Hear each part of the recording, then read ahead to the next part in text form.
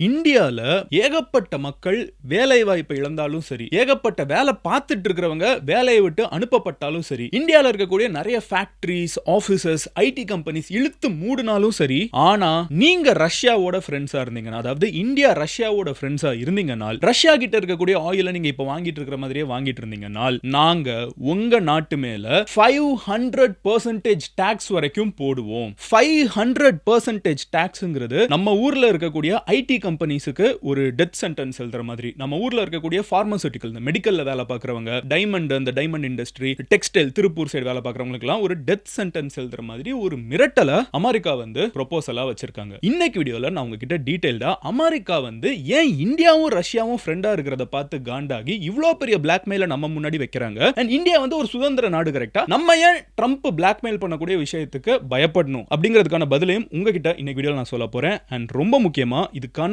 Solution என்ன அப்படிங்கறத நம்ம பேச போறோம். ஏன் இந்தியா இவ்ளோ அமெரிக்கா மேல டிபெண்டன்ட்டா இருக்கணும்? ஏன் ட்ரம்ப் நமக்கு இவ்ளோ பெரிய ஒரு மேட்டரா இருக்கணும்? அந்தால் இன்னொரு நாட்டோட பிரசிடென்ட், அவ்வளவுதானே. ஆனா ஏன் இந்தியால இவ்ளோ இன்ஃப்ளூயன்ஸை ட்ரம்ப் ஏதோ ஒரு நாட்டுல உட்கார்ந்துகிட்டு, அமெரிக்கால உட்கார்ந்துகிட்டு எக்ஸர்ட் பண்ணிட்டு இருக்காரு? அதுக்கான சொல்யூஷன் நம்ம கையில இருக்குது. என்ன எல்லாத்தையும் பார்க்க ஆரம்பிப்போம். பட் அதை பார்க்க ஆரம்பிக்கிறதுக்கு முன்னாடி as I always say, நீங்க இந்த மாதிரி வேர்ல்டு ஃபுல்லா நடக்கக்கூடிய எல்லா விஷயத்தையும் அண்ட் இப்போ நடக்கக்கூடிய இந்த 500% டாக்ஸ் எல்லாம் ப்ரொபோசலா இருக்குது, நடக்கிறதுக்கு முன்னாடியே நீங்க தெரிஞ்சுக்கணும் அப்படின்னு நினைச்சீங்கன்னா கூட அதன் கௌரி சேனலை சப்ஸ்கிரைப் பண்ணி எம்ஜி ஸ்குவாட்ல சேருங்க. சேர்ந்துட்டீங்களா? அப்போ நான் தான் யூடியூப் அல்கோரிதம் கரெக்டா உங்ககிட்ட புரிஞ்சுக்கிட்டு வீடியோவை அடுத்த தடவை நான் போஸ்ட் பண்றப்போ உங்களுக்கு ரெலவெண்டா சேர்க்கும். ஓகேவா? ஜாயின் பண்ணிட்டீங்களா? இப்போ எக்ஸ்பிளைன் பண்ண ஆரம்பிக்கிறேன். ஹலோ எவ்ரிவான், நான் Madan Gowri and hello my dear MG squad. First விஷயம் என்ன அப்படின்னு பார்த்தீங்கன்னா, அமெரிக்கா நம்மளுக்கு ரொம்ப ஃப்ரெண்டு. இன்னைக்கு அமெரிக்கா நம்மளோட one of the best friends in the world. இன்னைக்கு நீங்க என்னைய பார்த்துட்டு இருக்கிற இந்த யூடியூப்ல இருந்து நீங்க கையில் வச்சிருக்கக்கூடிய ஃபோன், மோஸ்ட் லைக்லி ஆப்பிள்லாம் வச்சுருந்தீங்கன்னா எல்லாமே யூஎஸ்லேருந்து வந்துட்டு இருக்குது. இங்கே நான் பேசி முடிச்ச உடனே நீங்கள் போகக்கூடிய இன்ஸ்டாகிராமாக இருக்கட்டும், வாட்ஸ்அப்பாக இருக்கட்டும், அதுவுமே அமெரிக்காவிலேருந்து தான் வந்துருக்குது. நம்ம யூஸ் பண்ணக்கூடிய நிறைய குட்ஸ் இன்னைக்கு யூஎஸ்லேருந்து தான் வந்துட்டு இருக்கு. கரெக்டாக? அது சாஃப்ட்வேர்லேருந்து, சோஷியல் மீடியாவிலேருந்து, ப்ராடக்ட்ஸ்லேருந்து ஏகப்பட்ட விஷயம். கரெக்டாக? இப்படி இருக்கிற நேரத்தில் நம்ம கிட்டேருந்து அமெரிக்கா கொஞ்சம் கொஞ்சமாக நகர்ந்து போக பார்க்குறாங்க. ஏன்னா நம்மளோட ரொம்ப நாள் பெஸ்ட் ஃப்ரெண்டு. இன்னைக்கு தான் அமெரிக்கா இதெல்லாம் நம்ம கூட பண்ணிட்டு இருக்காங்க. ஓகேவா? ஆனால் நம்ம சுதந்திரம் வாங்கின காலகட்டத்திலேருந்து நம்ம கூட பெஸ்ட் ஃப்ரெண்டாக நிற்கக்கூடிய ரஷ்யா இன்னைக்கு ரஷ்யாவுக்கு ஒரு பிரச்சனைங்கிறதுக்காக இந்தியா கூட நிக்கிற நேரத்துல, அது நம்மளுக்கு ஆதாயம் இருக்குது, நான் இல்லன்னு சொல்ல, பட் ரஷ்யாவுக்கு ஒரு பிரச்சனைங்கிறதுனால இந்தியா கூட நிக்கிற இந்த நேரத்துல அமெரிக்கா என்ன சொல்றாங்கன்னா, ஏய் நான் உன்கிட்ட நிறைய கொடுக்குறேன், நீ எனக்கு நிறைய கொடுக்குற, அதெல்லாம் சரி, ஆனா ரஷ்யா கூட நீ ஃப்ரெண்டா இருக்கிறதுனால நான் உன்னைய எதிரியாக கூட யோசிக்க மாட்டேங்கிறத அமெரிக்கா இன்டைரக்டா சொல்லியிருக்காங்க. இல்ல டைரக்டாவே சொல்லியிருக்காங்க. எப்படிங்கிறத உங்ககிட்ட சொல்ல ஆரம்பிக்கிறேன். என்ன நடந்துட்டு இருக்கு அப்படின்னு பாத்தீங்கன்னா, இது கொஞ்சம் பிசினஸ் ரிலேட்டடா இருக்கும், பட் இட்ஸ் ஃபன். ஓகேவா? நம்ம தெரிஞ்சுக்கிறப்போ இவ்வளோ இருக்கா, ஒரு சாதாரணமான வண்டியில போய் பெட்ரோல் போட்டு நம்ம பாட்டுக்கு வந்துடுறோம். ஒரு தக்காளி வெங்காயம் சாப்பாடு சாப்பிட்றதுலாம் ரொம்ப நார்மலான விஷயம். ஆனா இதுக்கு பின்னாடி எவ்வளவு இன்டர்நேஷனல் அரசியல் நம்ம சாப்பிட்ற தக்காளி வெங்காயத்துல இருந்து, நம்ம போடுற பெட்ரோல்ல இருந்து எல்லாத்துலயும் இன்வால்வ் ஆயிருக்குங்கிறத நான் உங்ககிட்ட சொல்ல போறேன். இதுல முதல் விஷயம் என்ன அப்படின்னு பாத்தீங்கன்னா, ஒரு புது பில் அமெரிக்கால பாஸ் பண்றதுக்கு டிஸ்கஸ் பண்ணப்பட்டு இருக்குது. இப்போ நம்ம ஊர்ல பார்லிமெண்ட் இருக்க மாதிரி அவங்க ஊர்ல பார்லிமெண்ட்லாம் இருக்குல்ல, அதுல பேசிட்டு இருக்காங்க, ஒரு புது சட்டத்தை உருவாக்க போறோம்னு. இந்த சட்டத்தோட பேர் என்ன அப்படின்னு பாத்தீங்கன்னா, சாங்ஷனிங் ரஷ்யா ஆக்ட் ஆஃப் 2025 அப்படிங்கிற ஒரு சட்டத்தை உருவாக்க போறாங்க. அதாவது ரஷ்யாவை அடக்கி ஒடுக்கிறதுக்கான ஒரு சட்டத்தை அமெரிக்கா ரஷ்யன் பேரே வச்சு பாஸ் பண்ண போறாங்க. இப்ப ட்ரம்ப் ஆட்சியில் இருக்காருல, அவர் பண்ண போறாரு.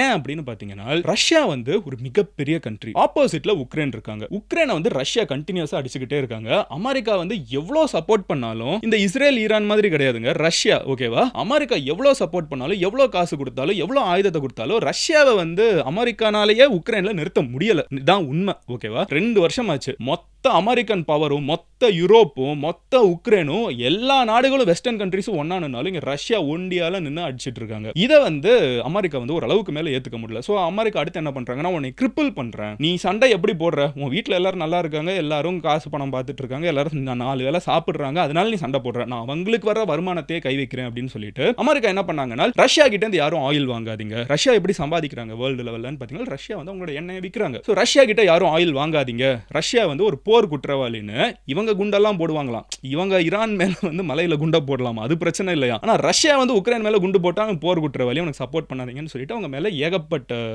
குற்றங்களை சொல்லி யூரோப், அமெரிக்கா எல்லாம் ஒன்னு சேர்ந்துக்கிட்டாங்க. இல்ல ரஷ்யாவை நம்ம எதிர்க்கணும்னு சொல்லிட்டு. ஆனா இந்தியா, சைனாங்கிற இந்த 2 கண்ட்ரி இருக்குல்ல, அந்த மாதிரி பண்ணல. சைனா ரஷ்யாவோட இப்போ ரீசன்ட் ஃப்ரெண்ட்ஸ். இந்தியா ரஷ்யாவோட, சைனாவும் ஃப்ரெண்ட்ஸ் தான் ரொம்ப நாளா. இந்தியா ஆனா ரொம்ப ரொம்ப க்ளோஸ்ங்க. இந்தியாவும் ரஷ்யாவுங்கிறது ரொம்ப காலமா. அமெரிக்கா நம்மள எதிர்த்த காலகட்டம் இருக்குது. அப்ப கூட ரஷ்யா நம்ம கூட இருந்திருக்காங்க. இருக்காங்க. இந்தியா வளரக்கூடாதுன்னு அமெரிக்கா நினைச்ச காலகட்டம் இருக்குது. அப்பவும் ரஷ்யா நம்ம கூட இருந்திருக்காங்க. நம்மளோட தாத்தா பாட்டி காலத்துல இருந்து நம்மளுக்கு ஃப்ரெண்ட்ஸா இருக்கிற ரஷ்யா இருக்காங்கல்ல, அவங்களோட ஆயில திடீர்னு உலகத்துல பாதி உலகம் வந்து வாங்க மாட்டோம் அப்படின்னு சொல்லிட்டு யூரோப்பும் அமெரிக்காவும் ஒரு சைடு போனப்போ இந்தியா இருந்துகிட்டு நான் வாங்குறேன்னு சொன்னாங்க. நம்மளுக்கு ரஷ்யா டிஸ்கவுண்டட் பிரைஸ்லயும் அதை கொடுத்தாங்க. இது இந்தியாவுக்கும் நல்லது, ரஷ்யாவுக்கும் நல்லது. ரஷ்யாவும் இந்தியாவும் என்ன சொல்றாங்க, அவன் கிடக்குறான், நீ நானும் ஃப்ரெண்ட்ஸ், உன் பொருளை நான் வாங்கிக்கிறேன், கம்மியான விலைக்கு நீ கொடுக்குற, இதுல என்ன பிரச்சனை இருக்குதுன்னு சொல்லிட்டு 2022க்கு முன்னாடி நம்ம ரஷ்யா கிட்ட இருந்து வாங்கின ஆயில் எவ்வளோ அப்படின்னு பாத்தீங்கன்னா 1% கூட இருக்காதுங்க. ஆனா இன்னைக்கு நம்ம ரஷ்யா கிட்ட இருந்து வாங்கிட்டு இருக்கிற ஆயில் என்னன்னு பாத்தீங்கன்னா ஆயில் தான் வந்து லேட்டரா நம்ம பெட்ரோல் டீசல். இந்தியால போடக்கூடிய பெட்ரோல் டீசல் எவ்வளவு இருக்கும் யோசிச்சு பாருங்களேன். ஒரு நிமிஷமும் எவ்வளவு பேர் பங்க் முன்னாடி நின்று எத்தனை பங்க்ல பெட்ரோல் டீசல் போட்டுக்கிட்டே இருக்காங்க, எத்தனை வண்டி எல்லாம் ஓடிட்டு இருக்குல்ல. 35%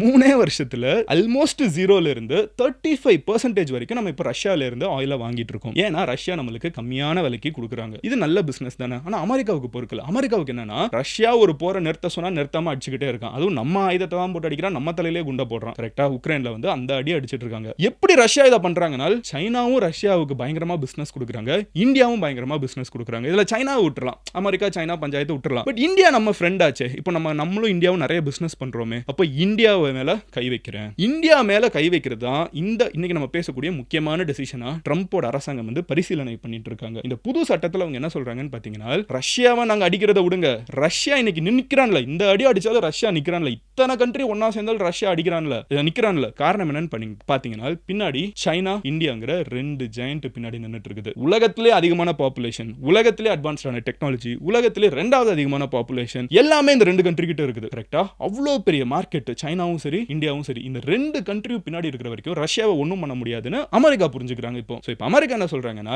ரஷ்யாவை அடிச்சா மட்டும் பத்தாது, பின்னாடி நிற்கக்கூடிய 2 பேர் அடிக்கணும் அப்படின்னு சொல்லிட்டு சைனாவையும் மிரட்ட ஆரம்பிக்கிறாங்க, இந்தியாவையும் மிரட்ட ஆரம்பிக்கிறாங்க. இதுல சைனாவை மிரட்டுறது அவங்க 2 பேருக்கும் ஆல்ரெடி ஆகாது, பெரிய பிரச்சனை இல்லை. இந்தியா ஃப்ரெண்ட் இப்போ நம்மளையும் போட்டு மிரட்ட ஆரம்பிக்கிறாங்க. அதுல அவங்க என்ன சொல்றாங்கன்னு பாத்தீங்கன்னா இந்தியால இருந்து அமெரிக்காவுக்கு வரக்கூடிய பொருட்கள் இருக்குல்ல, அது எல்லாத்துலயும் நாங்க அப் டு 500% டாக்ஸ் போட வாய்ப்பு இருக்கு. அதுக்கு ப்ரொவிஷன் கொடுக்குது இந்த சட்டத்துல. ட்ரம்புக்கு வந்து 500% டாக்ஸ் போடுற வரைக்கும் ப்ரொவிஷன் கொடுக்குது. which means நீங்க யோசிச்சு பாருங்க, ஒரு மாத்திரை ஓகேவா, இந்தியால இருந்து நிறைய மாத்திரை வந்து அமெரிக்காவுக்கு போகுது, இந்தியால இருந்து நிறைய துணி அமெரிக்காவுக்கு போகுது, இந்தியால இருந்து நிறைய சாஃப்ட்வேர் அமெரிக்காவுக்கு போகுது. இது எல்லாமே நம்ம ஆட்கள் டெய்லி ஆபீஸ்ல போய் வேலை பார்க்கறாங்க. அவங்க கிட்ட கேட்டா தெரியும். இந்த ஐடி கம்பெனில, பார்மாசூட்டிக்கல்ல, டெக்ஸ்டைல்ஸ்ல, டைமண்ட்ல, இந்த ஜுவல்லரியில இதெல்லாம் வேலை பார்க்கறவங்க கிட்ட கேட்டா தெரியும் எத்தனை ப்ராடக்ட்ஸ் அமெரிக்காவுக்கு போகுதுன்னு. நம்ம நிறைய எக்ஸ்போர்ட் பண்றோம். இன்ஃபேக்ட் நம்ம எக்ஸ்போர்ட் பண்றதுல கால்வாசி அமெரிக்காவுக்கு மட்டுமே போகுது. 25%, almost 25% of our exports go to US. ஓகேவா? அப்ப எவ்வளவு பிசினஸ் நம்ம அமெரிக்காவுக்கு கொடுக்குறோம், அமெரிக்கா நம்மளுக்கு கொடுக்குது. ஏன்னா நம்ம அனுப்புறோம், நம்ம கிட்ட காசு வருது, நம்ம பொருள் நம்ம கிட்ட அவங்க அவ்வளவு வாங்குறாங்க. இவ்வளவு வாங்குறப்போ அதுல அதிகமா வாங்கக்கூடிய ஒரு பொருள் என்னன்னு பாத்தீங்கன்னா மாத்திரை. இந்தியாவில் உருவாகக்கூடிய மாத்திரைகள் வந்து வேர்ல்டு லெவல்ல டிமாண்ட் இருக்குது, அமெரிக்காவுக்கும் போகுது. இப்போ யூஎஸ் இந்த டாக்ஸை போட்டாங்கன்னா இதை நம்பி எத்தனை குடும்பம் இருக்கும்,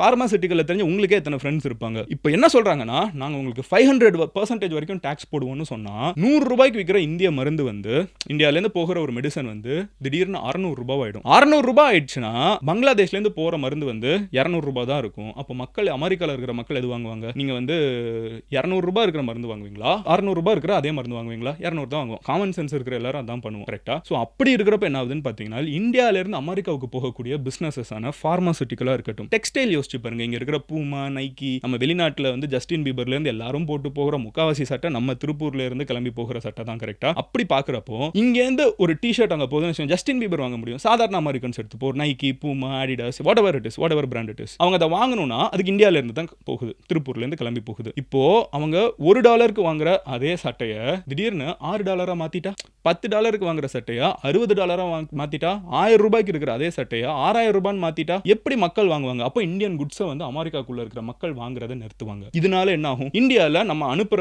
பொருட்கள் வந்து கம்மியாகும். நம்ம அனுப்புற பொருட்கள் கம்மியானா என்ன ஆகும்? நம்ம மேனுஃபேக்சர் பண்றது கம்மியாகும். நம்ம மேனுஃபேக்சர் பண்றது கம்மியாகி நம்ம வந்து பிசினஸ் வந்து வெளிநாட்டிலேயே விற்க முடியாம போனா என்ன ஆகும்? அந்த ஃபேக்டரி மூடுவாங்க. அந்த ஃபேக்டரி மூடினா என்ன ஆகும்? வேலை பார்க்குற இந்தியர்கள் பாதிக்கப்படுவாங்க. அவங்க வேலை பார்க்குறவங்க பாதிக்கப்பட்ட என்ன ஆகும்? அவங்களோட குடும்பங்கள் எல்லாம் கஷ்டப்படும். ஸோ எவ்வளோ பெரிய ஒரு செயின் ரியாக்ஷனை வந்து அமெரிக்கா ரொம்ப பேசிக்கா நம்மளோட பல நாள் பெஸ்ட் ஃப்ரெண்டு கூட நிக்கிறோங்கிற ஒரு காரணத்துக்காக இப்போ நம்மளை வச்சு பிளாக்மெயில் பண்றதுக்கான ஒரு சட்ட திருத்தத்தை அவங்க பேசிட்டு இருக்காங்க. இதுதான் அங்க பேசிக்கா நடந்துட்டு இருக்கிறது. ஓகேவா? இப்போ நம்மளுக்கு ஒரு क्वेश्चन இருக்கும் மதன். ஓகே, அப்போ இந்த ஐடி கம்பெனிஸ் எனக்கு எந்த அளவுக்குன்னு தெரியல, பட் ப்ராடக்ட்ஸ் 100% பேசிட்டு இருக்காங்க. லைக் பார்மாசூட்டிக்கல், அப்புறம் வந்து இந்த டெக்ஸ்டைல், டைமண்ட்ஸ், ஜுவல்லரி, இதுல வேலை பார்க்குறவங்களுக்குலாம் பெரிய பிரச்சனை. இந்த சட்டம் பாஸ் ஆச்சுன்னா இருக்கும். எனக்கு ஐடி தெரியல, பட் ஒருவேளை ஐடியும் இன்க்ளூட் பண்ணாங்கன்னா இந்தியாவோட மிகப்பெரிய சர்வீஸ் செக்டர் வந்து ஐடி தான் இன்னைக்கு. கரெக்டா? எல்லாருமே ஐடி.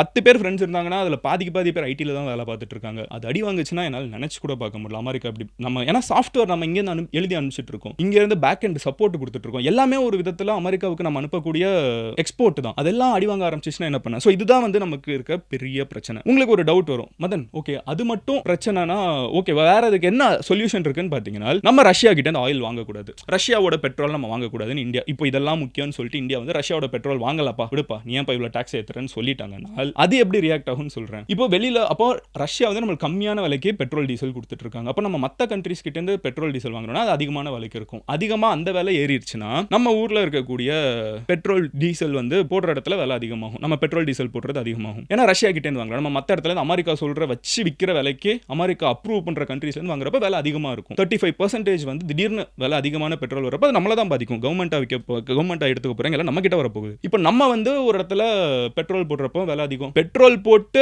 வந்து கொடுக்கக்கூடிய ஸ்விக்கி விலை அதிகம், ரேபிடோ நீங்க ஒரு இடத்துல இன்னொரு இடத்துக்கு போகிறதுக்கு விலை அதிகம், ஓலா ஒரு இடத்துல இன்னொரு இடத்துக்கு போகிறதுக்கு விலை அதிகம். அப்புறம் எங்கேருந்தோ வரக்கூடிய தக்காளி வெங்காயம் நம்ம ஊரில் இருக்கிற மார்க்கெட்டுக்கு வந்து மார்க்கெட்டில் இருந்து நம்ம தெருவில் இருக்கிற கடைக்கு வர்றதுக்கெல்லாம் பெட்ரோல் டீசல் போட்டு தானே எல்லாம் ஒரு இடத்துல இருந்து வந்துட்டு இருக்குது. அந்த விலை அப்போ தக்காளி வெங்காயம் விலை அதிகமாகும். ஸோ இது ஒரு பெரிய செயின் ரியாக்ஷன் அப்படி பார்த்தாலும் இன்க்ரீஸ் பண்ணும். இந்தியா அமெரிக்கா கூட ரெண்டையும் பண்ணாமல் நெகோஷியேட் பண்ணிக்கிட்டே இருக்காங்க. இப்போ உங்களுக்கு ஒரு கொஸ்டின் இருக்கும், மதன அமெரிக்காக்காரங்க கிடக்கிறா மற்ற கண்ட்ரிக்கு நம்ம எக்ஸ்போர்ட் பண்ணிட்டு போயிடுறோம், ஏன் அமெரிக்காக்காரங்கிட்ட தான் எக்ஸ்போர்ட் பண்ணுவான்னு கேட்டிங்கன்னா அங்கே தான் நம்மளுக்கு ஒரு சின்ன சிக்கல் இருக்குது, இல்லை பெரிய சிக்கலே இருக்குது. என்ன பிரச்சனைன்னு பார்த்தீங்கன்னா இந்தியா வந்து நம்மளோட மொத்த எக்ஸ்போர்ட்டில் நம்ம உலகத்துக்கு அனுப்பக்கூடிய மொத்த பொருட்களில் 25% வந்து அமெரிக்காவுக்கு அனுப்புகிறோம். தட்ஸ் ஹியூஜ் கரெக்டாக. அதுக்கு அடுத்து நம்ம வந்து யுஏஇக்கு அனுப்புகிறோம், அது வெறும் 6% தான் அனுப்புகிறோம். அதுக்கப்புறம் நெதர்லாண்ட்ஸ்க்கு அனுப்புகிறோம் 5% தான், சைனாக்கு 3% அனுப்புகிறோம், பங்களாதேஷ்க்கு 3% அனுப்புகிறோம். இது எல்லாமே சின்ன சின்ன நம்பர்ஸ். பட் அமெரிக்காங்கிற ஒரு கம்பெனியை நம்பி நம்ம ஊரில் இருக்கிற எக்ஸ்போர்ட் இண்டஸ்ட்ரி ரொம்ப ஸ்ட்ராங்காக நின்றுட்டு இருக்காங்க. 25% அமெரிக்காவுக்கு தான் அனுப்புகிறோம். அதனால தான் அமெரிக்கா டாக்ஸ் ஏத்துனா 25% எக்ஸ்போர்ட் அனுப்பக்கூடிய அத்தனை பேரும் பாதிக்கப்படுவாங்க டைரக்டா. அதுல இல்லாம சுத்தி இருக்கிறவங்க எல்லாம் நம்ம எல்லாம் இன்டைரக்டா பாதிக்கப்படுவோம். இதுதான் நம்மளுக்கு இருக்கிற பிரச்சனை. அட் த சேம் டைம் நம்ம இம்போர்ட் பண்றது யோசிச்சு பாருங்க. மதன் நம்ம பதிலுக்கு அவங்க கிட்ட இவ்வளவு வாங்குறோம்ல, நம்ம மிரட்டலாம் பதிலுக்கு அப்படின்னு கேட்டீங்கன்னா நம்ம அவ்வளவு வாங்கல. நம்ம இம்போர்ட் பண்றது 14% சைனா கிட்ட தான் இம்போர்ட் பண்றோம். நம்மளுக்கும் சைனாவுக்கும் ஆகாது, சைனா எனக்கு பிடிக்காது எல்லாம் பேசினாலும் இந்தியாவில் ரியாலிட்டி என்னன்னு பார்த்தீங்கன்னா நம்மளோட பிக்கஸ்ட் இம்போர்ட்டர் எந்த கண்ட்ரி கிட்ட நம்ம இருக்கிறதுல அதிகமான பொருட்களை வாங்கிட்டு இருக்கோம்னு பார்த்தீங்கன்னா சைனா கிட்ட இருந்து. அதுக்கு அடுத்து ரஷ்யா, இப்போ இந்த ஆயில் எல்லாம் வந்ததுனால அடுத்து ரஷ்யா, அதுக்கப்புறம் யுஏஇ, ஓகேவா, அதுக்கப்புறம் தான் யூஎஸ் கிட்ட நம்ம வெறும் 6% தான் நம்மளோட இம்போர்ட்டே வாங்குறோம். அவங்களுக்கு அது ஒரு பெரிய நம்பராகவே இருக்காது. சவுதி அரேபியா கிட்ட ஒரு 4%, அதெல்லாம் மோஸ்ட்டாக பெட்ரோல் டீசலாக தான் இருக்கணும். ஸோ மேட்ரு என்னன்னு பார்த்தீங்கன்னா நம்மளோட எக்கானமி வந்து நம்மளோட பொருளாதாரம் வந்து அமெரிக்காவுக்கு நம்ம அனுப்பக்கூடிய பொருட்களை நம்பி அதிகமாக இருக்குது. நம்ம அமெரிக்காவுக்கு அனுப்பக்கூடிய பொருட்களை நம்பி நம்ம ஊர்ல நிறைய மக்கள் வாழ்ந்துட்டு இருக்காங்க. அந்த மக்களை நம்பி இன்னும் நிறைய பேர் வாழ்ந்துட்டு இருக்காங்கிறதுனால இது ஒரு பெரிய செயின் ரியாக்ஷனை உருவாக்கிடுங்கிறதுனால இந்தியா வந்து எனக்கு என் பெஸ்ட் ஃப்ரெண்ட் தான் முக்கியம், நம்ம ஃபுல்லா ரஷ்யா கிட்டயும் நிக்க முடியாது, ரஷ்யா கிட்ட வந்து நீ எனக்கு தேவையில்லை, அமெரிக்கா தான் எனக்கு புது ஃப்ரெண்ட் தான் புதுசு எனக்கு முக்கியம், அவன் பெரிய பணக்காரனா இருக்கான்னு சொல்லிட்டு அங்கேயும் போக முடியாது. ஏன்னா நம்மளுக்கு ரொம்ப நாளா நின்றுருக்கான், கம்மியான விலைக்கு கொடுக்குறான். நாளைக்கு ஒரு பிரச்சனைனா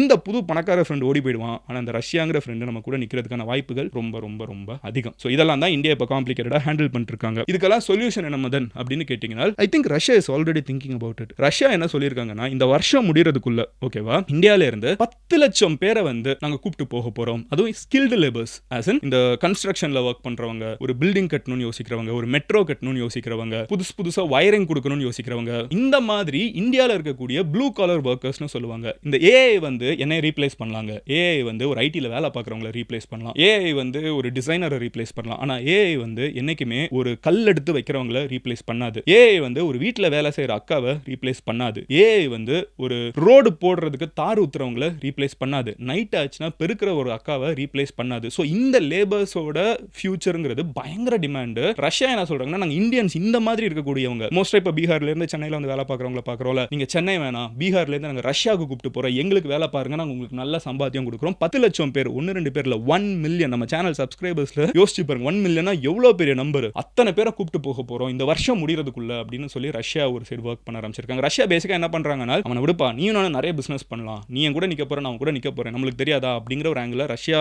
அப்ரோச் பண்ணுறாங்க. ஆனால் இந்தியாவுக்கு அவ்வளோ ஈஸியான டெசிஷன் கிடையாது. என்னதான் பேசினாலும் நாளைக்கு காலையில் நம்ம எந்திரிச்சு நம்ம அமெரிக்கா டிபெண்டாக தான் நம்ம வாழ்ந்துட்டு இருக்கோம். நான் சொன்ன மாதிரி மறுபடியும் இந்த வீடியோவையும் நம்ம யூடியூப்ல தான் பார்த்துட்டு இருக்கோம். இது முடிஞ்சா நீங்கள் வாட்ஸ்அப்பில் உங்கள் அம்மா கிட்ட பேசுறதுக்கு அங்கே தான் போக போறீங்க, உங்கள் ஃப்ரெண்டு கிட்ட பேசுறதுக்கு மீம் அனுப்புறதுக்கு நீங்கள் இன்ஸ்டாகிராம் தான் போக போறீங்க. இதெல்லாம் மட்டும் இல்லாமல் நம்ம சைனால இருந்து இருக்கிற டிக்டாக்கை பேன் பண்ண முடியுது. ஏன் நம்ம இதெல்லாம் பேன் பண்ண முடியல? ஏன்னா பண்ண முடியாது. ஏன்னா அமெரிக்கா நம்ம மேலே அவ்வளோ டிபெண்டா இருக்க உருவாக்கி வச்சுக்கிட்டாங்க, நம்மளும் அவங்க மேலே டிபெண்டா இருக்கும். It is not a immediate change. But India நினைச்சால் இன்னைக்கு இந்த வீடியோ பார்த்துட்டு இருக்கக்கூடிய நீங்க நினைச்சீங்கன்னா ஜென்ஜி நினைச்சீங்கன்னா நம்மளோட மேனுஃபேக்சரிங் நம்மளோட எக்ஸ்போர்ட்டை அமெரிக்கா மட்டுமே டிபெண்டா இல்லாம நம்ம ரஷ்யாவுக்கு அனுப்ப ஆரம்பிக்கலாம், நம்ம மலேசியாவுக்கு அனுப்ப ஆரம்பிக்கலாம், நம்ம ஆப்பிரிக்காவுக்கு அனுப்ப ஆரம்பிக்கலாம், பிரேசிலுக்கு அனுப்ப ஆரம்பிக்கலாம், மெக்சிகோக்கு அனுப்ப ஆரம்பிக்கலாம். உலகம் ரொம்ப பெருசு, நம்ம ஏன் அமெரிக்கா மேல மட்டும் டிபெண்டா இருக்கணுங்கிறத நம்ம இன்னைக்கு யோசிச்சு ஒர்க் பண்ண ஆரம்பிச்சோம்னா ஃபியூச்சர்ல ஒரு 10 வருஷம் கழிச்சு இந்த டிசிஷன் நம்ம எடுக்கலாமா எடுக்க வேணாமாங்கிறத அப்போ யோசிக்க முடியும். ஆனால் அதுக்கான வேலை இன்னைக்கு நம்ம ஆரம்பிக்கணும். ஒரு ரொம்ப காம்ப்ளிகேட்டடான டாபிக்னா ரொம்ப சிம்பிளா உங்ககிட்ட எக்ஸ்பிளைன் பண்ணிருக்கேன்னு நினைக்கிறேன். நாளைக்கு நான் உங்களை ஒரு வீடியோல பார்க்குறேன். அண்ட் நான் உங்ககிட்ட கேட்கணும்னு நினைக்கிற ஒரு கொஸ்டின், நீங்க என்ன நினைக்கிறீங்க? அமெரிக்காவை நம்பணுமா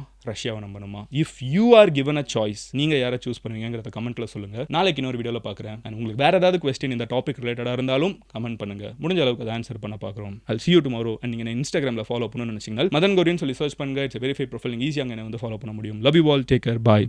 Cheers MGs.